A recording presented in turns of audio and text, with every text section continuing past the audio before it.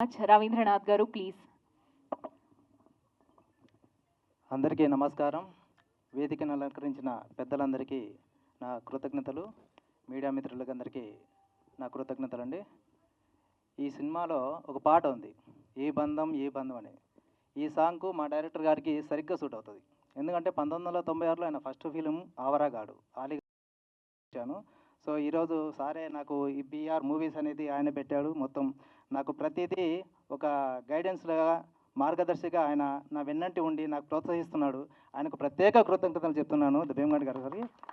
ఇందులో ఇంకా ప్రత్యేకంగా థ్యాంక్స్ చెప్పాల్సిందే బ్రహ్మాజీ గారికి. చాలా చాలా థ్యాంక్స్ సార్. మీకు ఇందులో జీవించిపోయారు.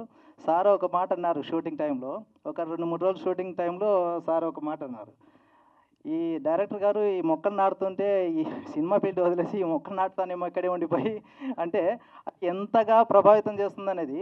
ప్రతి ఒక్కరు మొక్కలు నాటాలనేది. నేను మా అబ్బాయి బర్త్డే అప్పుడు నేను ఒక్కొక్క మొక్క నాటిస్తున్నాండి. అంటే ఒక్క మొక్క నాటడానికే పిల్లలు కొంచెం విసుగ్గా పుడుతుంటారు. అలాంటిది వనజీవి రామయ్య గారు 1.5 మొక్కలు నాటాడంటే ఆయనకు నిజంగా ఎన్ని కృతజ్ఞతలు చెప్పినా అది చాలా తక్కువ అండి. నిజంగా ఆయన లాంటి వారు మళ్ళీ పుట్టబోతారా లేదా అనేది కూడా ఒక క్వశ్చన్ మార్కే. సో ఆయన మళ్ళీ పుట్టాలని నిజంగా నేను కోరుకుంటున్నాను. Thank you for opportunities sir. Naga Mahesh గారు ప్రత్యేక కృతజ్ఞతలు. ఇందులో ఇంకోటి ఏంటంటే ప్రత్యేకమైన సాంగ్ అనేది ఎవరైతే మ్యూజిక్ ఇచ్చారో బల్లేపల్లి మోహన్ గారికి ప్రత్యేక కృతజ్ఞతలు.